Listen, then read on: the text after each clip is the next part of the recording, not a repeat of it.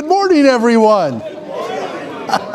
Welcome to the City of Vacaville's presentation on the water situation in our town and the drought. My name is Mark Mazzaferro. I'm the Public Information Officer for the city.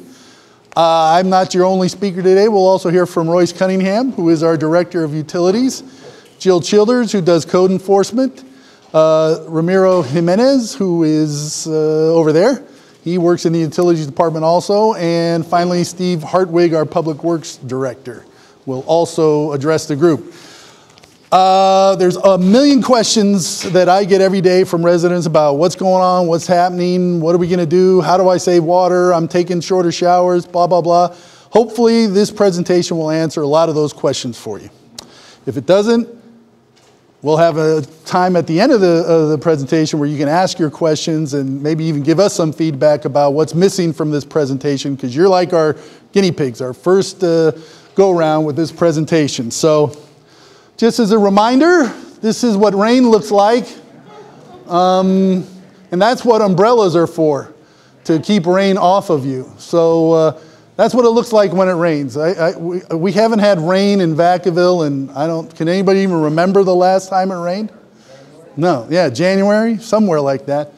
Well, this is what it looks like now. In fact, driving home from the nut tree last night, I said to my wife, I have this slide in my presentation tomorrow. We were over there by the frontage road off of 505. And just to kind of show the irony of the whole situation. This is our logo, and what do you notice about the city logo? Of course, that's the Golden Hills. So, drought and lack of rain and lack of greenery in our town is actually not that unusual. In fact, it's part of our logo. And if you look at native plants in California, most of them are drought tolerant, which you would think would send a message, but even so, it doesn't. So here's some interesting facts and figures about water use in California in general. So 50% of the water in California is for environmental releases, fish, wildlife, wetlands, those kind of things. 40% goes to agriculture, farming. Now, before somebody gets mad at me about the almond growers, I apologize for the almonds that are grown in this state, but I think 100% of the almonds grown in California get exported around the world. So it's a huge part of our economy. So on the one hand, it's frustrating. On the other hand, it makes perfect sense why agriculture isn't as impacted as the rest of us. However, they are cutting back on agriculture. That was in the newspaper yesterday. 10% of all the water in California is for cities, and that's us. Now, of the water that we get, 93% of the water in Vacaville is for homes. So only 7% of it goes to commercial users. And of the 10% that gets used at homes, 50% of it is used for landscaping. So we'll just cut right to the chase. The governor's target is landscaping. And that's why he's putting a big part of the burden on cities. Because when there's a serious water shortage, having a nice lawn, everybody wants a nice lawn, but the priority is elsewhere. So our goal, I'm sure everybody's heard this number, 32% over our 2013 usage. It started as somewhere else. It started in a different year. Ultimately, they came to this number in 2013, and Royce will be able to talk about why that number and why 2013 later on. So the question everybody has is, how do we get there? How do we get to 32% decrease in our usage? Well, there's a lot of ways. First, initially, the city started with these items in green, which is no watering in outdoor areas. It causes runoff. In other words, don't overspray. When check your sprinklers, make sure it's not on the sidewalk, it's not on the street. Number two is when you're washing your car, make sure you have a hose with a nozzle on it that'll shut it off, which blew my mind when I saw this one. It's like, oh, you can still wash your car, but don't let the water run down. Like, how about no washing your car? But, oh well, this is California, right? We love our cars. Number three was don't use a hose to wash off your sidewalk or your driveway or anything else. Get a broom out. It's better exercise anyway. And finally, number four was the fountain thing. If you got a fountain, as long as you're using recirculated water, you're okay. But if you got a fountain that has to be filled up over and over again, you need to turn it off. Well, then they implemented some new regulations, and these are the ones that had more of an effect on the city than residences in general. And these were that the city has to stop watering the medians. You know, you drive through our town, you know, there's a 4-lane street and there's a nice median strip down the middle. If it's got grass or anything like that, no more watering. So that's going to die. Another one was landscape irrigation on new homes. So there's all these restrictions now on the new home builders when they're bringing their stuff in and they want to make the house look pretty and sell it. They're going to limit what they can do in terms of the irrigation systems and what they plant. They've also given us the authority to adjust the rate structures. Not a popular topic, but one that we're seriously looking at, and we'll get to that in a minute. And finally, the state is watching us very closely. They're going to watch us real closely this first month in June, see how we're doing. Then they're going to see if we've implemented any changes, give us, I want to say 7 or 8 months before they come back and take another real hard look at how we're doing, and then they're going to go from there. Yes? Will you be giving us a handout with this on it, or should we be I think you should take notes, but I'm going to put, this is going to be on our website, and then we'll have it available elsewhere too. So, all right. Now I'm going to introduce our Utilities Director, Royce Cunningham, who's going to take it over from here and talk about the Stage 3 severe drought. Am I on? Am I running? The mic running? Okay. Thank you, Mark. So a couple things. Mark talked about the 32% goal. A lot of people want to know, how did we get to this goal? So let's go back to 2013. In January 2014, we entered our 3rd year of the drought, and the governor asked us politely, would everybody reduce their water use by 20% over last year, 2013? Statewide, the state didn't do a very good job, about 8% statewide. So the governor was not very happy, and he directed the water board to implement some new regulations, stricter regulations. The goal was a 25% statewide reduction in water use, because we now are in our 4th year of the drought. So what the state water board did was, there's hundreds of water agencies in California that sell water to urban users. And there's a big long list of these agencies. I have a copy of it over here. And they looked at last summer's water use, 2014, June, July, August water use. And based upon each of those agencies' use in those 3 months, they were assigned a target. For people who were already low, say 60 or 70 gallons per person per day, they had a very low goal, 4%. 8% would be somebody who was slightly higher than that. So they go in 4% increments up to the highest, which is 36%. So there are some agencies, people who are familiar with the Palm Springs area, very hot there, and they use a lot of water. They're up in the 480, 500, 600 gallons per person per day range. They were assigned these goals of 36%. Vacaville last summer was at 199, just under 200 gallons per person per day. Compare that to Fairfield, which was at 100 gallons per person per day. Now granted, Vacaville's in the valley, Vacaville's hotter. It's hotter here in the summertime, so people irrigate their landscaping more. We probably drink a little bit more water because it's hotter, use a little more household water. So Fairfield got a 20% goal, Vacaville got a 32% goal. So that's where the 32% comes from. And the 32% reduction is each month we have to reduce our water by 32% over what we used in 2013. Remember, that was the original year that the governor used when he requested us to reduce water. So that's kind of how the formula came about. So we're facing this 32% reduction in water use. A couple months ago, we implemented stage 2 of our urban water shortage contingency plan. That's a document that Vacaville's put together in preparation for a drought. It's actually, I think the original copy goes back to the 90s, when the drought, early 91, 92, there was a drought. And so we pulled out the document, we brushed it off, we updated it because it is, 20 plus years later and things change. And so we updated the document, and the council took us into stage 2. Stage 2 of the urban water shortage contingency plan had a 20% reduction in water use required, because at that time, the governor's goal was 20%. So we wanted to meet the governor's goal. It also had limitations on how frequently you could water your landscaping. And it was 4 days per week. was the frequency. Well, the reality is, if you reduce your landscaping to 4 days per week, you're still going to have a hard time reaching 20% because Mark went through the numbers. Landscaping uses so much water. Well, the drought has continued. We got these new target, 32% reduction. So we took the city into stage 3. Stage 3 of our urban water shortage contingency plan is a mandatory 35% reduction.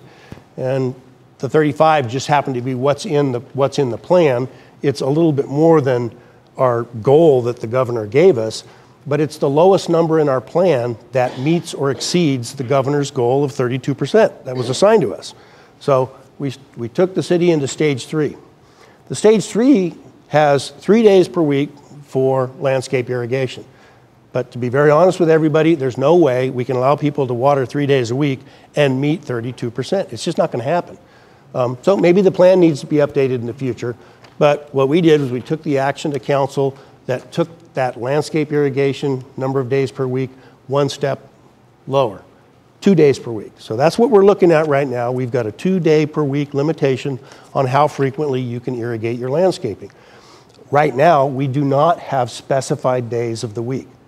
So if you read the newspaper, Fairfield has specified days of the week that they can water their landscaping. The reason we don't is, unfortunately, we don't have a large amount of staffing to do code enforcement. So how do you enforce a 2 day a week limitation? Well, obviously, code enforcement officers have to get in their vehicles, drive around, and look for violators. We certainly get phone calls from people, and we'll run out and take a look, but the sprinklers might be turned off. And it's kind of like somebody calls you and says, hey, I watched this guy run a red light. Go give him a ticket. Well, it's kind of hard if you don't see it happening. So that's one of the challenges that code enforcement has. So we're actually currently advertising for new code enforcement officers. We're planning on upgrading our staff, and Mark's got a slide on that, so I won't go too deep into it. All right, so we're watering 2 days a week. We have a limitation on time. When you run your sprinkler system at noon, a lot of that water evaporates. It really doesn't get to the lawn, it evaporates. So the restriction on time is 8 p.m. to 8 a.m. Water at night or very early in the morning. My wife and I, we water very early in the morning. Usually get up about 6 and we start running our sprinkler systems for our flower beds. Letting my front lawn die. You know, a lot of people, I'm walking my dog through the neighborhood, a lot of lawns are going brown. So a lot of people are conserving water doing that. Again, we don't have a specific day limit on irrigating right now, but that's actually going to be happening soon. We're looking to do that in a council meeting on the 23rd. There's some changes that we're going to be bringing to council in the near future. Again, we couldn't do everything in one council meeting because we have some challenges as a city. When you start talking about code enforcement, you need to have staff to do it. Well, we didn't have the staff. We got to go through a hiring process, and hiring takes some time, takes weeks to advertise, to recruit, to interview, and to hire people. So some of the changes that we're looking at is we are looking at some limitations on when you can irrigate. Right now, you can irrigate any 2 days of the week that you want, but what we're looking to do is divide the city in two. We have a highway that runs right through the middle of town. About half the town is on the south side, about half the town is on the north side. So to make it easier for our code enforcement officers to make the rounds to inspect for who's irrigating, who's not, we're going to propose that homes on the north side of Highway 80 water on Mondays and Thursdays. Now you remember the time limitation? 8 p.m. to 8 a.m. So it would be Monday starting at 8 p.m. up to Tuesday morning at 8 a.m., Thursday starting at 8 p.m. going up to Friday morning at 8 a.m., 8 p.m. to 8 a.m. So people are wondering, well, these days of the week, how does that work with the time? So it's the day of the week is that evening is when you would start. Homes on the south side of the freeway would water on Tuesdays and Fridays. Again, Tuesday evening starting at 8 p.m. up to Wednesday morning at 8 a.m. and Friday evening starting at 8 p.m. to Saturday morning, 8 a.m. Businesses, citywide for businesses, we're going to have them water on Wednesdays and Saturdays. You see the pattern here? Monday, Tuesday, Wednesday, Thursday, Friday, Saturday. In running a water department, we like to have our demand be fairly even throughout the city. It keeps pressure even. We don't have fluctuations in the system that cause operational problems for my staff. We like to have the volume of water moving through the system on any given day be relatively similar to other days. So that's why you see the different days of the week. Parks and schools, they're a little bit different because they'll be watering 2 days a week. We have a lot of parks. Steve Hartwig, raise your hand. Steve Hartwig is our Public Works Director. His staff take care of all the parks, all the streets, a lot of different stuff in the city. But how many parks do we have citywide, Steve? Just throw a number out there. So how many? About 20 parks citywide. So if you watered all 20 parks on Wednesday, there'd be this huge peak in demand because it's lawn watering, right? So what he's going to do is his staff is putting all of the parks, they're on timers, they're on automatic control sprinkler systems, and there's a lot of different systems. And so each day of the week, certain parks will be watering. So when you drive around town, you might see a certain park, North Orchard Park, watered on a Tuesday, and you might see a different park on the south side of town watered on a different day of the week. So it's going to be Steve's staff's responsibility to maintain that 2 day a week system to keep our parks semi-green, because they are going to start looking a little brown here because they too have the 2 day a week limitation. All right. So we're proposing to take this to council on the 23rd. So this is a proposal right now. Council hasn't adopted it. Until council adopts it, we can't implement it. Okay, so we're not implementing it right now today. Yes, sir. I'm sorry. It's a little confusing. Highway 80 runs east-west. And so I don't know what's the north side of the... Looks like that. All right, so north side of the freeway would be, you know, the older area of town, where City Hall is, where Vacaville High School is, out towards the new subdivisions out off of Leisure Town Road, north of the freeway by the Kaiser Hospital. That's all north of the freeway. South of the freeway would be Wilsey Wood High School, Vacapina Middle School. We have a fire chief asking a question here.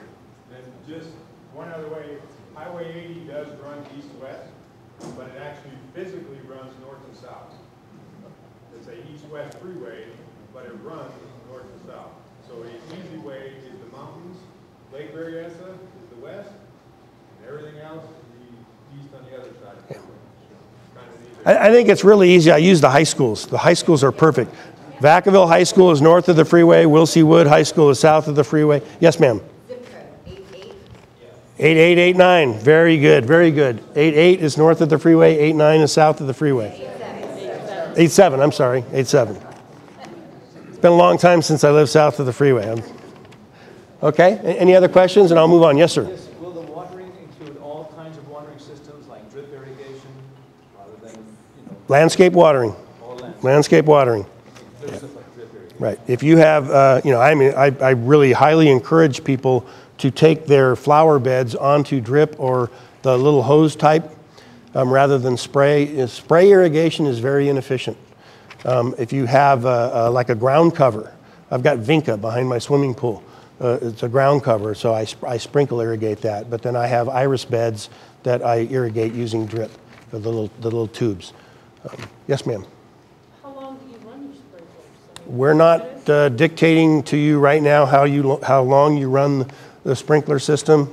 Sure, somebody could game the system and run it from 8 p.m. to 8 a.m. if they wanted to. But you'll see that that's actually not going to work out so good for them either. Generally, rule of thumb is they say you can water 8 minutes and get adequate watering. I actually am a 12 to 15 minute person myself. And keep in mind too, you're not supposed to have so much sprinkling going on that it's running out onto the sidewalk and into the street. That's right. Earlier on one of the tenets of the program. So. Now, one of the things that we've been doing at the council meetings, and Mark, do we have the slide with the websites up here? Yes. Okay, we'll show that in a minute. There is a lot of information on the internet. The Solano County Water Agency, Vacaville's website, there is so much information on the internet about types of plants and how long you should water those plants to be the most effective watering for those particular species of plants. There is so much information that's out there that's right at your fingertips if you have a computer. And I highly encourage everybody, get on the computer, do some research. Yes, ma'am. Once you've voted on a plan, will that go out with the water bill so everybody knows? We are going to do, we're implementing a public outreach program. The fact that I'm standing here in front of you right now, talking to you, is part of our public outreach program. We are going to be sending out information in the bills on like what your past water use is, some things like that. We're going to make all this information, try to make as much of it accessible to you as possible. A lot of it will be through the website. We are getting so many comments from people as well. Why don't you put that on your website? Put that information on your website, because I don't have to, I work 8 to 5 and I work in a different city, and I don't have the time to come to City Hall or call you during the day. But when I get home in the evening, I can get on the computer and I can look at the website. So there's a lot of information going to go on the website. I have several elderly neighbors who don't have a computer who are waiting for information in the Okay, and we are planning on putting information in the bill. So we're going to try to put information out in as many ways as we can, because we are aware not everybody has a computer. Not everybody, has access to all these forms of media. So we're going to try to hit all of them if we can. Okay, I'll move on. All right, so we talked a little bit about enforcement. We are actually not going to be the Boy Scouts of America to do our enforcement. We are hiring 2 new code enforcement employees and 1 administrative person. And is this the point where Jill's going to jump in and talk a little bit about code enforcement? Ladies and gentlemen, this is Jill Childers. She manages our code enforcement programs through the fire department. Yes, good morning. Good morning. Thank you for coming out today. It's nice to see so many people that do care about what's going on with water conservation in the city of Vacaville. So everyone is aware, due to the volume of calls, nice to see you two here. Due to the volume of calls and the anticipated calls that we expect to get on water complaints, we are in the process, we are in the process of hiring 2 full-time limited-term code enforcement employees. Those employees will work for the city of Vacaville, potentially up through February, maybe a little bit longer if they're needed. We're also going to be hiring 1 part-time administrative assistant to help with phone calls and to help answer questions over the phone, and also to help input the information into our software system where we track the water complaints when we receive them. Beginning July 1st, and again, this is only if City Council approves this, we will start our enforcement actions. For the first time we receive a complaint, we're going to walk out, knock on the door, speak to the homeowner, and educate them, like we currently are, about what the City of Vacaville's regulations are. At that point, again, it's just education. The second time we have to go out there for a complaint, or if we do, while we're driving around, see a violation, again, we're going to knock on the door and we're going to be issuing that person a $50 citation. Now, again, because education is so important to the city of Vacaville, with that citation, we're going to offer a water class, like a water school, where hopefully it might be available online. And instead of paying that $50 citation fee, you'll be able to take the water school class and we'll waive that fee for you. The next time we have to go out, which would be the 3rd offense, it goes up $50. So every time we go out, it's going to go up to $50. 3rd, 4th, it'll increase $50 each time, up to a maximum of $500. And that is in a calendar year. So again, if the enforcement continues and we still have issues after January 1st, those citation amounts will start over again. And real quick, if I can jump in. Yeah. The 3rd offense, because the 2nd offense is $50, and if you go to, it's kind of like a traffic ticket, traffic school, water school. If you go to the water school, the $50 is waived. But if you get another offense, which is the 3rd offense, it's $100, and it's not waived. Yes, ma'am. Before you can enforce regulations, and that since begins July 1st, you have to inform the public. You can't expect to be able to go out and get somebody fined. That's why we're, yeah, exactly, we agree. That's what the June 23rd council meeting is about. If the council adopts these, again, it says proposed, they'll be taken to council. If the council adopts these, now, The fine system is actually already in our municipal code. Yes, it is. We would just be applying it to water conservation. But if council adopts these, then we plan on implementing them starting on July 1. Which means you'll be sending things out with water bills and. Yes. I mean, that's what people look at. Water bills, door hangers. We actually have a whole education group for the City of Vacaville that's working on the outreach for the City of Vacaville and how we get that information to our residents. And I was talking with someone earlier, she mentioned water bills and how they cycle. We're also looking at just sending something out citywide. So 34,000 homes, mailers. It's expensive, but it's worth it. It's something we have to do. And the reason is not everybody gets their water bill on the same day, the same month even. We have 8 different cycles citywide. But however you do it, I mean, it's worth it because you're. No, it's absolutely worth We it. agree. Yeah, it's well worth the expense to save the water. Absolutely. Yes. I know you're going to be monitoring our use by looking, so you'll only be looking in the front yards. Mm-hmm. What about the backyards? Are you going to monitor our bills to see overuse? We are going to be talking, and that's one of the next slides, and that's this piece of paper in my hand. Yes. We are looking at a water allocation system. It is a form of water rationing. And for people that use more than the allocation that they get per household, per month, per billing cycle, there is a system of penalties. These are fines. Citations are fines for violating the prohibitions. Excessive water use is a penalty. It's a financial penalty that would actually show up on your bill. So you'd see on your bill your fixed charge. I'll get right to you, ma'am, and there was another question back here. she's next. But you'll see a fixed charge, you'll see your variable charge, and then there will be excessive water use penalty. And that'll show up right on the bill. Yes, ma'am. The water bill indicates the amount of water used in units, which doesn't equate to gallons per person to me. Okay. 1 unit of water. Wait a minute, let's see if does anybody know how much 1 unit of water is? 748 gallons. Wow, It's 100 that's pretty cubic good. feet, which is 748 gallons. So 1 unit. 100 cubic 1 unit feet. is 748 gallons. Wow, that's pretty I'm good. sorry? So that unit number is. Hey, we should have those phrases on the answer questions. We will have an allocation actually should based have. upon Thank you. months, and it will be based upon seasons. So we're diving into the weeds a little bit. Here's an example.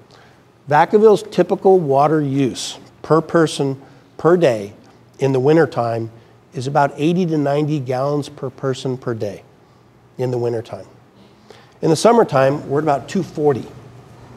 Now, typically in the household, you're not using much more than you used in the winter. It's the landscape irrigation that is that dramatic increase. The state tells us, and there are a number of cities statewide, the state tells us that you should be able to get down to 55 gallons per person per day. And an example is the city of Santa Cruz is there. San Francisco is there. Notice how they're cooler climates. So we're not interested in, we are setting a base unit in the wintertime. I guess I'll just dive into, are you done with the code Yes, enforcement? but I just want to make sure she doesn't. If she has a code enforcement question. New swimming pools, and why are they still allowing issuing permits for brand new pools? And what kind of fine will they get for filling up whatever 21,000 gallons? Well, I'm if gonna they, go search if it they for us, or exceed just their do so. allocation, they would pay a penalty. Now, there's a lot of information that's gone out recently in the newspaper. I have a swimming pool. Very concerned about my swimming pool. Putting in brand new pools, I see it all around the neighborhood. I understand, but right now the city does not have a prohibition against building swimming pools. We haven't chosen to do that. But the information I'm talking about that's going out right now is a swimming pool typically is surrounded by a concrete deck. So what people do when they put in a swimming pool is they tear out their back lawn, they put in a concrete deck, and they put in a pool. Now my pool drops about 1 inch to 1.25 inches every 2 weeks. That's about 1 unit of water to refill that every 2 weeks. That amount of water is less than I used when I used to have a lawn in my backyard. So the pool people will tell you that typically the pool area with the deck around it uses less water than a lawn. Now granted, it's hundreds of thousands of gallons to fill a pool. If somebody drains their pool, and I've been getting phone calls from people, hey, my pool needs to be replastered. Am I going to suffer a penalty if I drain my pool and replaster and then fill it up? And my comment was, well, we right now currently don't have these penalties in place, but if you don't do this until after the penalty's in place, you will pay a penalty. Yes, sir. Put a cover on your pool when you're not using it? You'll see a photograph We're in getting there. That's a major thing. Right. It is. Right. It cuts the evaporation. Right. And then other people don't. Yeah. I have a cover on mine, but I still lose that 1 inch every 2 weeks. Yeah. So anyway, while we do have code enforcement folks, we also have a phone number and which you can call if you see somebody violating. Everybody says, oh God, I want to snitch on my neighbor. Well, okay, I understand. But by the same token, we're in a drought. So we're looking at everywhere we can to save water. And, again, we have our website, and there's also an email that you can send to, which is on our website as well. So here's some other things that we're looking at. Royce kind of touched on it. So you want me to jump in here? Sure. All right, so winter water use. What we're looking at doing in Vacaville is an allocation system. And that allocation system, right now, the proposal that I'll be taking to the council will consist of 60 gallons per person per day in the wintertime. So if you take a typical family of 5, that would be, a husband and wife and 3 kids, let's say, a household of 5, that would be 300 gallons per person per day. Over the course of a month, approximately 30 days, that would be 12 units of water.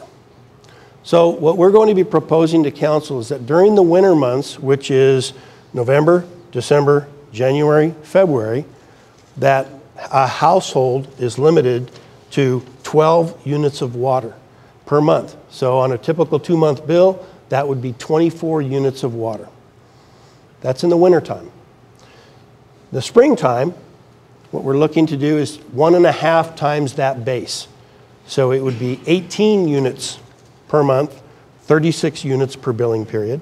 For the spring months would be March and April. Then we go into the summer months. The summer months would be May, June, July, August, the hot months, double the base. So that would be 24 units per month or 48 units per billing period. Now, you might ask, why did I come up with these numbers? How did I get these? Well, what we're trying to do is back into the 32%. If we take that base 60 gallons per person per day, which is reasonable, it's more than what the state has said we should be able to do. Other cities have shown they can do it. And then we use this 1.5 multiplier for the spring and also 1.5 for the fall, which would be September, October, and 2 times multiplier for the summer. What that does, it gets us to about 12,500 acre feet of water. Now, I'm changing units on you, which may confuse some people. An acre foot of water is a football field 1 foot deep. We measure our water, how we purchase water from the state, how we purchase water and deliver it from Lake Berryessa, how we pump water out of the groundwater. We, as a utility operator, use acre feet. And the state has our number, the 2013 total number of amount of water that we used. It's in acre feet, and it's 18,650 acre feet is what we used as a city in 2013. Well, this 12,000 number I just gave you happens to be a 32% reduction from what we did in 2013. So that's how I arrived at this proposal. It's using a reasonable base for the wintertime and then multipliers of that base. Well, I'm going to take that to council. Council might say, well, we actually don't like that proposal. We'd like to have the summer number be higher and the fall and spring be lower. They may want to tweak it. That is certainly at their discretion. But I think the winter base is a reasonable number because it is actually based upon what other cities have done and what the state is telling us we should be able to do. So that's an allocation system. And so on a bill, if it happens to be a January, February of next year bill, and you have an allocation of 12 units per month, 24 units for the bill, and if you're under that 24 units, there's no penalty. If you're at 25 units, you've gone over your allocation, and there's a penalty system, and that's actually in that document I referred to earlier. Our Urban Water Shortage Contingency Plan actually has what the penalty is. It's a 5% of the variable charge on your bill. And so there would be a 5% multiplier. And so people ask, well, why didn't you do this last month, Mr. Cunningham? And the reason is we had to find out if our billing system, we have a computerized billing system, could handle this. Could it do it? So we've been having some internal meetings, talking with our finance folks about, well, can we do this? Will it work? Will the computerized system be able to take this information and put it into the bill for people? Yes, ma'am. There's another question back here, sir. I'll get right to you in a second.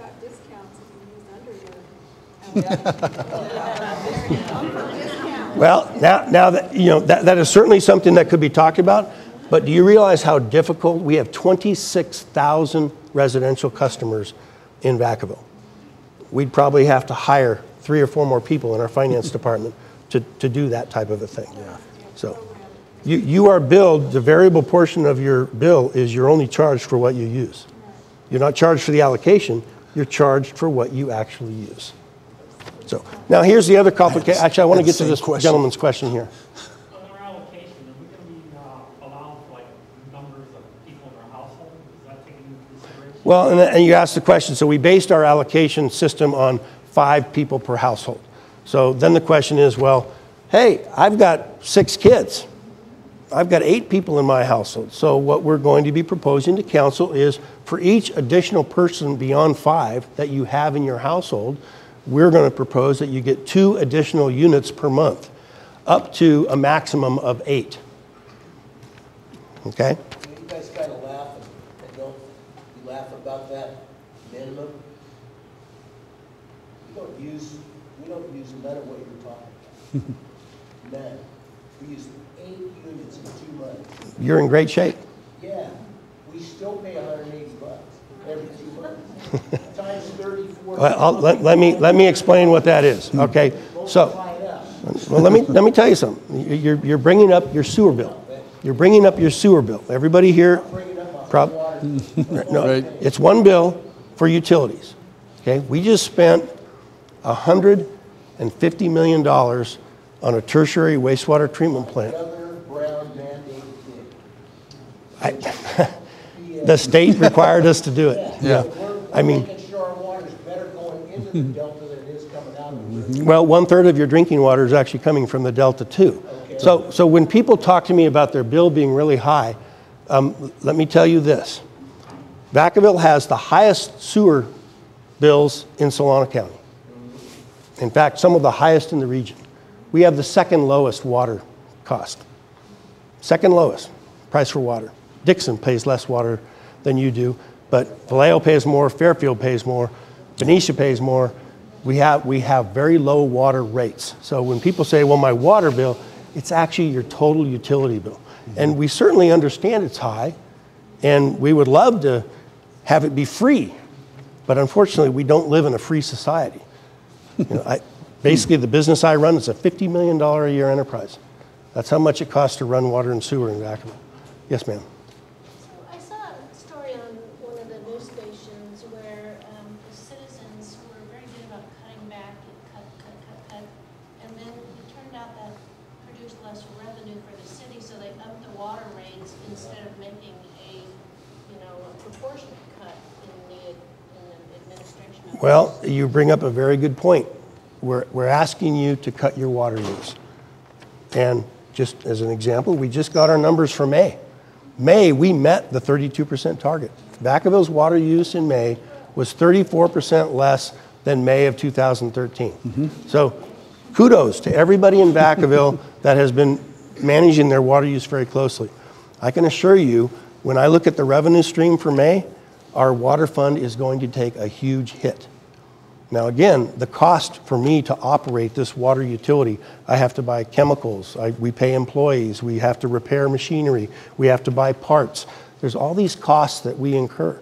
And when the revenue stream doesn't come in as we need it to meet our expenditures, then that's where agencies have to come back and raise rates. And I was actually in front of the council last month, and I told the council, I think you need to raise your rates. And the council said, wow, we're really uncomfortable with this. Is the water rate. We're really uncomfortable with this, but I gave a presentation that showed that for the last 9 years, our water fund has operated in a deficit. We currently have an $8.5 million deficit in our water fund. So that would be the equivalent of, if you have a family household income, if it was $50,000 a year, that would be the equivalent of you having a bank account that is about $10,000, $15,000 in the hole. Actually more than that. $8.5 million deficit in your water fund, but I'm sure you don't have a deficit in your sewer fund, and so they offset each other. It's all, I mean, come on. What, You know, you let's actually, talk about reality. well, here's reality. Here's the reality. Starting this year, we've got to start making $7 million a year loan payments on the tertiary project that we just constructed. You know, I have a fund balance right now in the sewer fund. You're correct. I have a positive fund balance, slightly less than $20 million. That's 3 years payments. And then I still have to run the utility. But you're still generating revenue during that time also, so that's not too bad either. That's true. But by law, our rates are set. We're not allowed to make a profit. Right, no, I know. By law. I know. We're a break-even enterprise.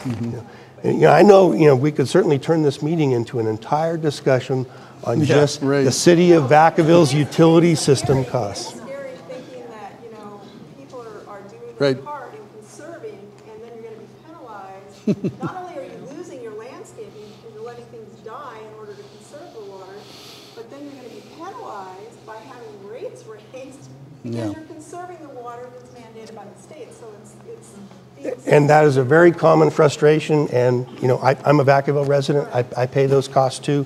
I certainly share your frustration on that. Yeah.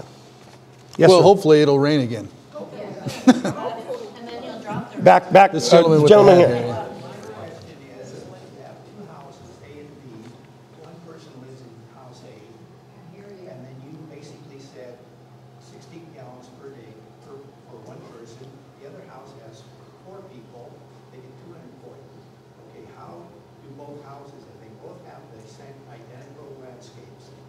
How do they maintain their landscape if you only have 60 gallons in one house?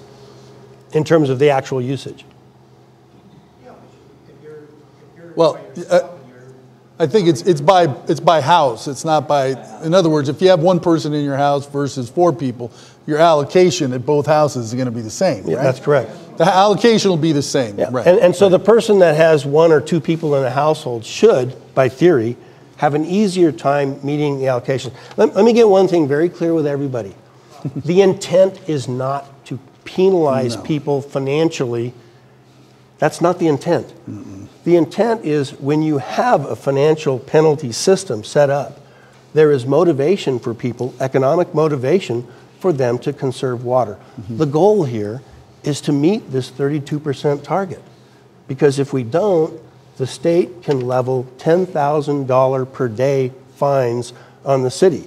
And you want to talk about a budget going negative, $10,000 a day turns into $300,000 a month in penalties from the state. $3.6 million a year. And the governor has said, in fact, at one point in time, the governor said, I'm actually interested in penalizing individual customers $10,000 a day. He said it. It was in a newspaper article. And it was like, you've got to be kidding. Nobody here can afford $10,000. And so the governor backed off on that a little bit. But the penalties, the civil liability penalties that the governor is talking about, they're very real. I have worked in previous cities that have experienced these penalties, and they can economically kill a city. Yes, ma'am. How is Governor Brown going to penalize the people in Sacramento when they don't have a water meter? That I don't have the answer to. Yeah, there are a number of cities that do not meter their water, and I don't have an answer for you. I don't have any idea how they're going to monitor those people and have them comply. I really don't. Yeah. I'm sorry? They don't have a good sewage system. Yeah. There's a lot of cities that are, well, in terms of our water supply, we're in pretty good shape water-wise. We have a lot of water in Lake Berryessa. We have groundwater wells. There are communities out there who have to truck in water because they don't have water. So in that context, we're actually very fortunate. Yeah. We're very unfortunate that we're dealing with this horrific goal that we have to meet. But So, on the context of being able to meet our living needs in our households, we're in pretty good shape. all right, so allocations, rationing is another one that's on the books, and And allocation, rationing, maybe it's semantics, but this is when things get really bad. I remember when I was growing up in the early 70s, and there was a huge drought. It was a horrible drought, and there were some communities that were rationing. So we're not at that point yet, but of course that's under consideration. And of course, the big thing right now is brown's the new green. Nobody likes brown, so we're changing it to golden is the new green. We'll rev that up a little bit and make it look better. Okay, so our next speaker is going to be Ramiro Jimenez, who works in the utilities department. He's going to quickly go over your water bill and how to understand what all this means. And then he's going to talk about how to read your own meter even. So. Okay, thank you, Mark, and good morning, everybody. I'm going to try to keep this brief. I'd like to give everybody a little bit of perspective, and this may have been mentioned, but in looking at the water records in terms of what people have used in 2014, what we're seeing so far, based on the proposed, and again, these are proposed unit allocations that we're going to be looking at, that if we were to apply that to what you folks used, you the city, in 2014, 80% of our households would be okay. They are actually within. A lot of people are interpreting this to say, I have to save an additional 35% over what I'm doing, particularly the people who have already done all the things that we're asking them to do. And so that's the concern a lot of people have. But 80% of you already are within that realm and don't have to do much more than what you're already doing, as well as comply with the 2-day per week watering restriction. And if you do those things, we believe we can get through this without a lot of impact. Just to reiterate what Roy said, and by the way, I am the city's water conservation coordinator. I work for the drought guy, and so we kind of work in tandem to come up with this information. But if we just do those things, then we should be okay, and we will be working with each individual to make sure that they know where they're at in the process and what they can do to get to that target. Now then, for the 20%, and don't raise your hands, but 20% of you get a letter, usually with my name on it, once a year, letting you know that you are in the top 10 or 20% of the water users in Vacaville. It's typically those of us, I'm one of them, who have a pool, who have a large landscape, who have a larger lot altogether. They are our higher water users. So we'll be working more closely with those residents to try and see what we can do to help them get to that target. But really the focus here is outdoor irrigation and landscaping. And we're trying to get to the governor's mandate of getting overall to a 32% target for the city, 25% for the state. So I'm very quickly going to go over the water bill. My apologies for putting my back to you, but this is the way I could see it. And we're not going to talk about the sewer part because we're already there. But on the water part, the way to read your bill is what it shows. When you see basic, and you probably can't see it, but it'll definitely be put on the website, and so you'll be able to see it more clearly. Mark is circling it there. Basic, that's your meter charge. And so that is a flat charge that doesn't change. It's a fixed cost, and that is the cost of providing just the service, the line and everything else that goes to your house. All that is built into that cost. And then we have what's called the consumption cost. That is the actual cost that is billed to you. That is a direct reflection of how much water you use. This is the portion that you can control. Okay? And the amounts there all the way to the right are your actual costs that you're paying. All this is billed in units. As what you heard is that everyone is billed once every other month, approximately 60 to 63 days is what people are billed. And so generally what you'll see is in units. In this case, the total amount, this example, was 17 units. So that was about 17 units per, what is that? Yep, 17 units is what this was used. So in terms of, if it was in the summer, this person would be okay based on the proposed allocation. If it was higher and it was above the allocation amount, then they would start looking at possibly being subject to a penalty. What's going to be happening, you're seeing other charges, and right now what we see there is an excise tax. We are going to be proposing adding an additional line, which hopefully most of you will not see this line, and that'll be where if in fact you exceed the allocated amount, you would then have a penalty applied to you for excessive use. And that's where that's going to show on the bill. We have a sample of this bill on the website as well. And if you have more information, I'm going to be in the back of the room after the meeting. I'd be happy to walk you through in more details. We can go to the next slide. So reading your meter, this is something that is also on the website. And the way you do this is, next slide, find your meter box, open up the meter box lid. There you see the meter. It's the brand new Neptune reader. This is a radio read meter, which means our meter readers are able to just drive by, point, and actually get the reading without having to actually stop and physically read the meter. You lift the lid, allow a few moments for the light because these react to sunlight in order to power them, and then you'll see a digital display come up, and there you see it right there. The first four numbers all the way to the left are your actual usage, and these are also shown in units or cubic feet, which we talked about with, again, 1 unit being 748 gallons. Next slide. So actually what this also shows here, it will flip back and forth. What it does is that it flips back and forth between the actual unit read, and then it actually will flip back and show you the rate. And the rate, if it's moving, is showing you how much water is being used currently at the moment. A good way to find out is if you have a leak, is to shut everything off in the house so that no water should be running. Go out there and take a look. That should be 0.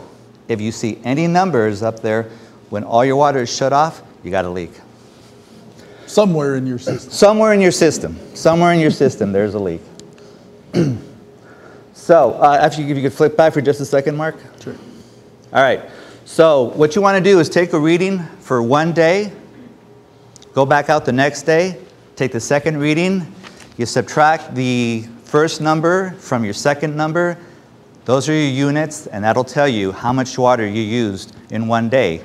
Do that over 30 days, there's your usage for a month.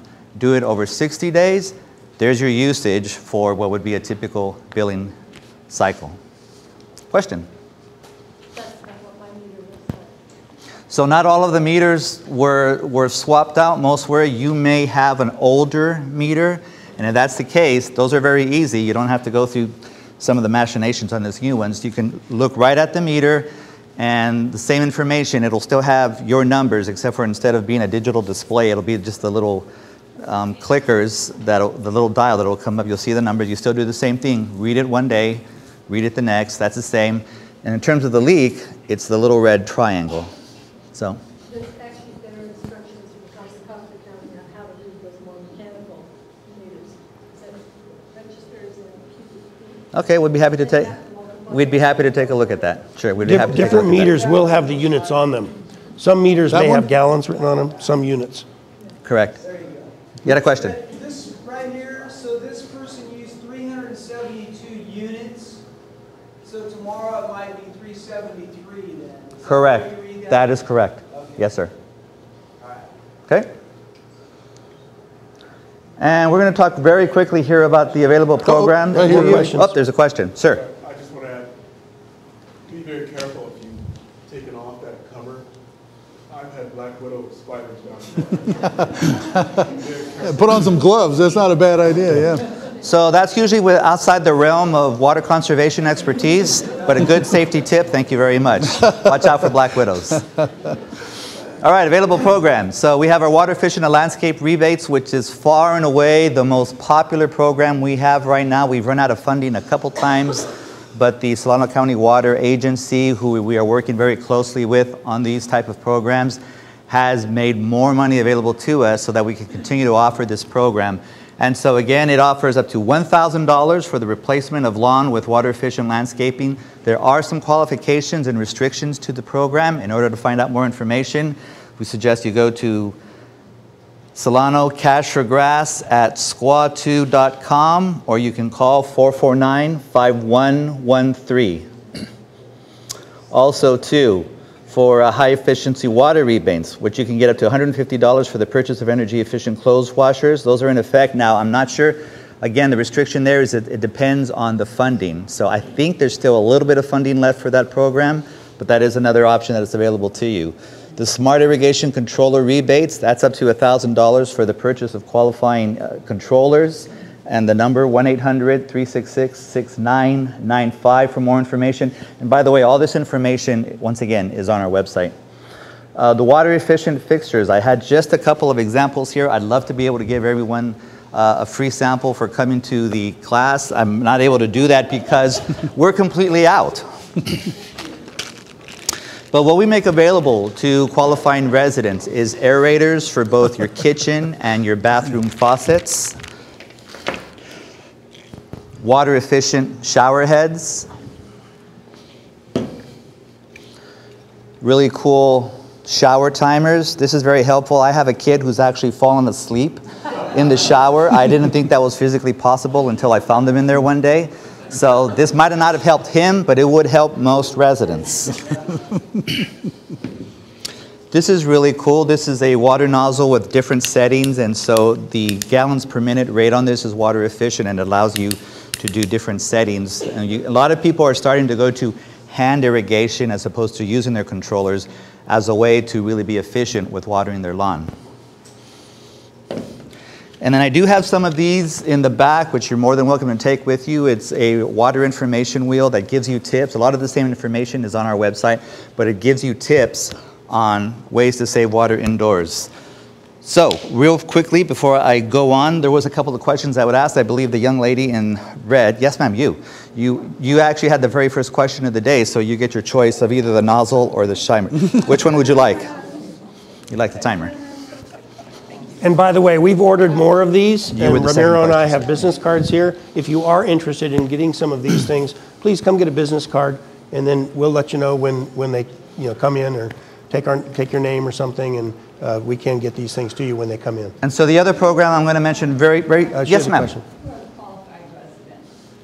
Qualifying residents is usually most people in the city. The one thing that I do want to say regarding the aerators, if your house was built in 1994 or more recently, most likely you already have water efficient fixtures, water efficient toilets, and water efficient appliances in your home. And so more than likely, you doing these kind of things may not help you unless those particular apparatuses aren't working. But in most cases, we're really trying to target people who have homes built before 1994. It doesn't mean we won't consider taking a look at your home if in fact it was built in 1994 or more recent. I do want to mention the residential and commercial survey program. Those are the folks who right now do have a lot of those fixtures, because we're sort of saving it for them so that they can go ahead and get those items out. So whether or not you get that letter with my name on it, which I really hope you don't, but if you do, call these folks free of charge. They will come out and take a look at your home, both inside and out, and do a survey and give you information on how you can be more water efficient. And even if you don't get that letter, you can call this number, 410-5469, and go ahead and ask for an appointment to get a water survey done. And if they say that you need one of those fixtures, they'll make them available to you. Is there anything else? Well, and it's not listed here, but we have a program this summer called Rising Sun Energy, and they were here in the city last summer. You can call them up. That's on our website too. I keep saying it's on our website, it's on our website, it's on our website, but they'll come out to your house and do an evaluation both for energy and water use. They added water this year, go figure, and it's free. So real good program, the youth and interns and those kind of things. Gentleman with a question over there. Yes, I had a question regarding your household, the number of people in your household. For example, in 2013, there was 2 of us in our household, and now we have 5. We have family that moved in and stuff. Now, it seems like that will make it tough to meet that 32% with having 3 extra people in your household. It's very possible. One of the things, I know I'm going to regret offering this, but for those of you who want to stay, because I'm supposed to be at ironically enough, a water conservation meeting right now somewhere else as we speak. I'm more than happy to stay after the meeting, and if you want to find out what your 2013 usage was, I have that information available at the table back there, and I'd be happy to talk to you about that. However, what we're doing right now is that we're focusing on the target allocation units per household that we believe will get us to that 32%. So even if you had a certain amount of usage in 2013, if you stay at this usage that we're allocating you, regardless of what you did in 2013, then we believe citywide we'll be able to hit that 32%. So even though the mandate has been, you've got to reduce from 2013, we believe that this allocation process that we're proposing to City Council is going to get us to that number. And it will take into account the number of people in the household, because there were some very good questions about that. It will take into account what you used in 2013, and it will take into account our citywide target. We think it's reasonable, it makes sense, it's been vetted against the usage of agencies and towns similar to us throughout the state. So we think these are reasonable numbers that people can get to. Doesn't make it easier for me to say we reduced in May 34%, so you can really go back and look and see where we're at. But what we are not doing, we are not looking at your individual bill and comparing it to 2013. And it's very difficult to do that because there are people that have moved to Vacaville recently.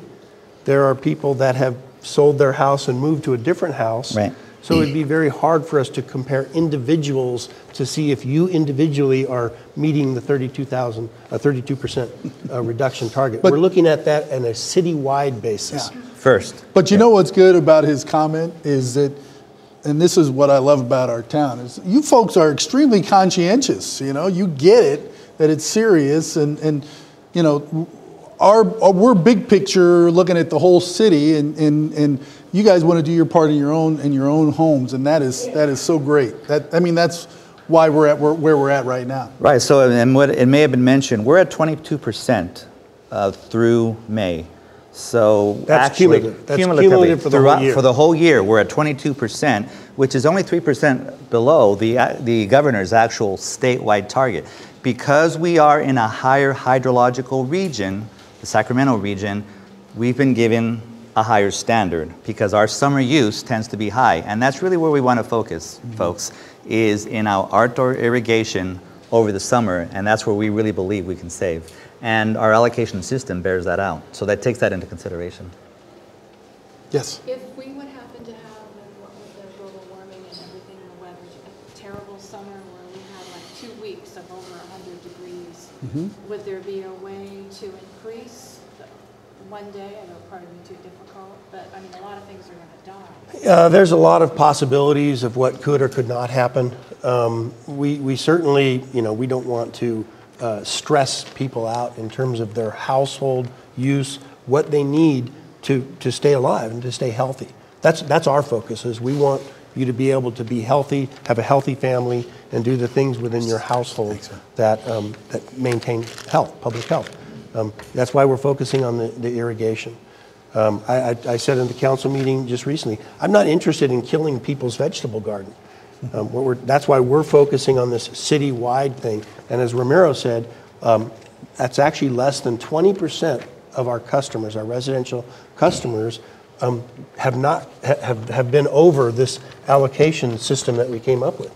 It's actually a very small percentage. And the fact that we were at 34% last month, that we exceeded the governor's mandate, it just shows that the citizens of Vacaville are doing a great job. I've had a number of meetings with business owners. Businesses are tearing out lawn landscaping and re-landscaping to reduce water. So people are really stepping up to the plate, and we're very happy to see the progress that we've had. There's a question right behind you first here. Go back to the resident bills for a minute. Is there a process for a resident to contact you to get the additional units added onto their bill, because now they have 8 people in the house instead of 2 additional people? If the council adopts our proposal, then there will be a form, there will be an application process, there will be proof required. So maybe tax forms or something like that. There will be a proof required, so that we'll go through that process. Are you including our prisons, and the 2 prisons and the hospitals? Are they out of our equation and it's separately calculated? No, they're not residential customers. Right. And we only provide a portion of the CMF, CSPS, the prison's water supply. Yeah. They actually have their own water treatment plant, so a lot of their water they purchase from Salon Irrigation District and treat it and distribute it. So that's factored into our numbers. And then the businesses, they don't have an allocation system. What we're doing is we're contacting our highest business users. When you look at the typical single-family household in this 216 unit per year allocation system, we have about 400 businesses that use more water than that. The rest of our businesses use less than residential customers. So we're contacting businesses, we're meeting with them, we're talking to them about their water use. One of the things that we need to be very clear of, and the governor has been very clear of this, is one of the things we don't want to do is we don't want to take let's say a major employer, Genentech, and tell Genentech, you've got to cut your water use by 32%. And Genentech, who is an international company, says, well, gee, Vacaville, that actually reduces my profit margin for the Vacaville plant. So I think what I'm going to do is shut down that plant and move all that work to my plant in Switzerland. And then we lose 400 jobs. 1,000. Yeah. There are no exemptions. There are no exemptions. There are no exemptions, but what he has said is they're pushing the regulations down to the local level, but he's telling people, and actually there was a conference call yesterday with the governor, and he's telling people, I don't want to kill jobs. I don't want to kill the California economy. We're coming out of a recession. We want to keep the jobs in place. We're focusing on the landscape irrigation. That's why us at the local level, we've been in contact with Genentech actually for several months. They're tearing out, Ramiro knows that it's 60,000 square foot. We're looking at tearing out up to 60,000 square feet, and they're focusing on irrigation. Because that's what they have to, because if we were to ask them to start reducing their processing water, we might as well tell them to shut down. Yeah. And so the same thing applies for Kaiser, the same thing applies for Vaca Valley Hospital. We're working with our business community to let them know that, we'd like you to look at your landscaping.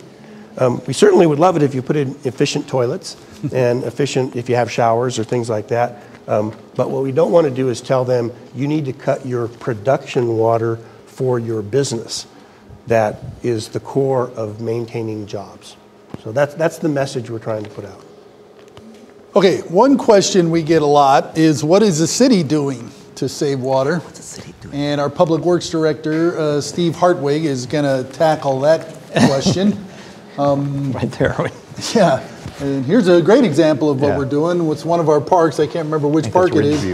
I'm sorry? Is that Ridgeview? Ridgeview, I think that's it. I think it is. It's down to two. We started that as one of the two. Yeah, two days a week it gets watered, and here's the result. Yeah. So take it away, Steve. Good morning, and as Mark said, I'm Steve Hartwig, your Public Works Director. One of the main areas of responsibility we have is a lot of the grass that's out there in the city. To put everybody's mind at ease, I want you to know that I, or my department, by far is the city's largest user of water. More than Genentech, more than anybody else in the city. The city itself is the largest user as well, and I have responsibility for most of that water use. A lot of it is for landscaping, parks, and then city facilities that pay water bills for the internal use. So if it makes you feel any better, I have to save a lot more than you do.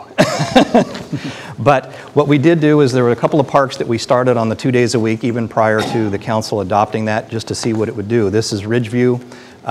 It's kind of windswept. It's got a lot of exposed turf that's exposed to the sun. There's not a lot of shade out there. This was actually a picture taken about 4 or 5 days ago, so it's still turning brown pretty quickly. We have now turned all of the parks clocks, the timers for the irrigation, to 2 days a week. As was mentioned earlier, you saw the Monday, Thursday, Tuesday, Friday, and then Wednesday, Saturday for the businesses. What we've done with the parks is that all of the parks will water Sunday night, and then the second day for the parks will vary, as Royce had mentioned, to kind of distribute it throughout the rest of the week. But that way, Sunday, nobody else is watering for the most part, so all of our parks will water, and that helps to manage the evenness of the water demand for the water system. So, did you have a question? I'm a landscaping contractor. What's your time frame on that sprinkler system in the parks? What's your time allotment? Our durations, or it varies. It depends on which station and which circuit, and whether it's drip or whether it's spray. So it's across the board. We didn't increase any of those. We left them what they were when we were watering 3, 4, 5 days a week. We've just lowered it to 2 days a week. So we will definitely see a lot of stress out there on the plants. So one of the other areas that we've kind of done some things that have reduced usage, not a lot, but things that you've noticed out in the community. We turned off all of the city's fountains, whether they recirculate or not, because even if they recirculate, they still lose water by evaporation, and we would have to add water to those. So we've shut them all down, so you won't see out here or at Creek Walk or any of those, they're all turned off. So that's just one of the measures that we've gone through to try and save as many drops of water as we can. The park system there's a couple of them that are watered with what they call non-potable water, but we're treating all of the parks the same and watering them the 2 days or 2 nights a week. The other thing that we've done that people have probably seen in the past that we've suspended actually last year and this year is hydrant flushing, where we go out and one of the reasons for that is to make sure that the hydrants work, because when our fire department has to respond to a fire to put that out, we got to make sure that it's not blocked and that the valve turns and that it opens and water comes out, because they need that to deal with fighting a fire. So that's one of the reasons. The other reason is it clears various things out of the water system so that the water stays nice and clean and clear and drinkable, and there's no taste and there's no odor or anything like that associated with the drinking water. We've suspended that program, but we will still do some hydrants if there's complaints about water quality in a certain part of town. So there may still be, you may in your area see us open up a hydrant to do a water quality release to clear that whole part of the distribution system to get rid of a complaint or complaints that we've had about water quality. So that's still something that may occur. We're going to minimize it, but when we do have a problem with that, we will have to do that. The other thing that we're doing in our parks, so that hopefully you don't think we're just going to let them all die, especially those areas that have recreation fields and that are heavily used, we are applying, and it should be actually starting this week through next week, applying soil amendments. It's a product that we can spread on our ball fields, our football fields, our baseball fields, that will help hold moisture in the soil. It's a silicone type product, and it helps keep that moisture in. So whatever moisture we do get, it sort of like little sponges, it soaks some of that up and saves it for later, and then allows us to keep that grass watered a little bit better than we would with just a pure 2-day-a-week and no amendment. So we're doing that. Some of you may want to take a look at places like Home Depot and Lowe's. They do have those kinds of soil amendments. Just, you know, if you're interested in that, take a look at that and maybe consider one of those. The other thing that you'll see, there are still going to be leaks in the system. We'll have a water main with a small pinhole leak, or we'll have service lines, or we'll even have irrigation lines which will leak. And some of them, the ones that are really bad, where the water is gushing up out of the ground, or there's a geyser, or the road has been disrupted because it's spewing up through the surface, those we will be able to get on immediately, dig up and repair and get the water loss stopped. There are smaller leaks, though, where it's just showing moisture on the surface. We still have to go through what's called the underground service alert process, which is to notify all of the other utilities in the area to have them come mark out where their lines are.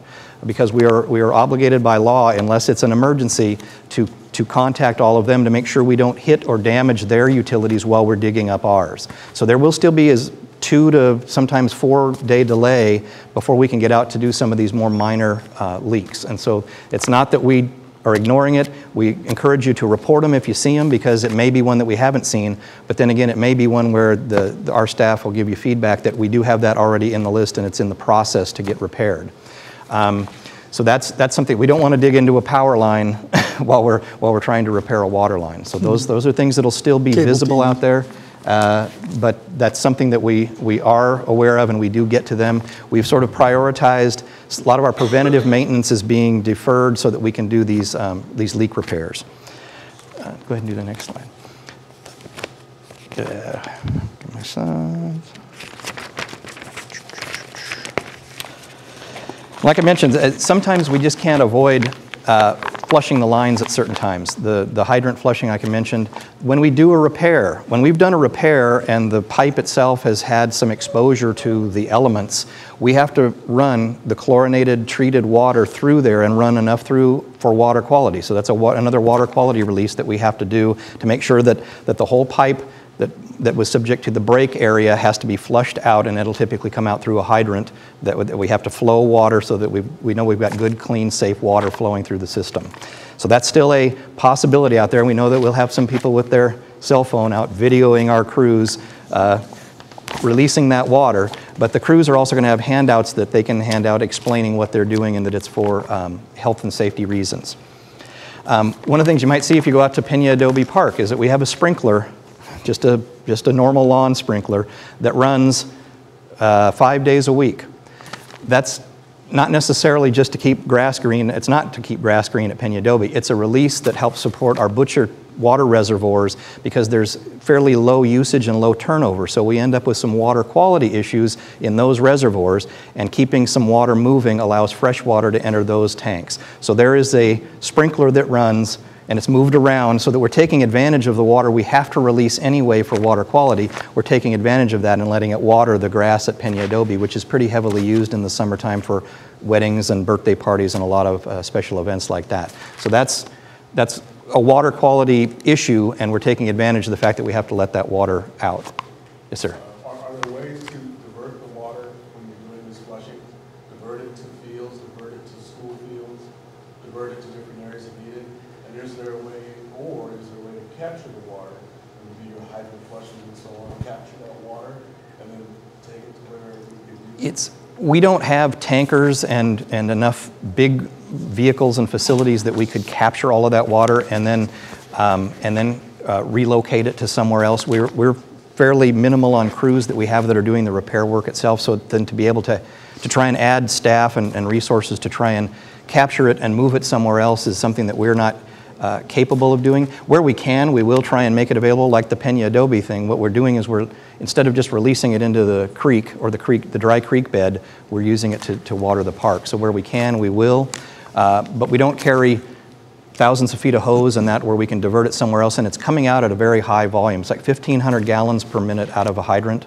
So it's water that's coming out too fast to just divert to front yards. We'd sort of erode, even if it was grass covered, it would start eroding and tear up those facilities. So anywhere we can, we will, but not always able to do that. So where we can find creative ways to capture it or use it on site or near site, we're trying to do that.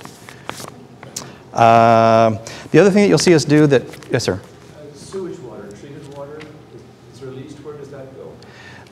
I'll let Royce cover that a little bit. We do you probably have seen in some of the newer areas, the landscape irrigation, the little boxes and that out there are kind of a pinkish purple color.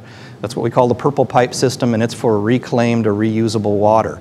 I'll let Royce talk about where we are with that, but it takes a permit that we don't have yet, and I'll turn that over to him. There's a requirement by the state to have a recycle reuse permit on your treatment plant before you can take that water, recycled water, back to an area where it's exposed to the public. We actually currently use recycled water out at the treatment plant for our wash down water, how we wash down our tanks and our aeration basins.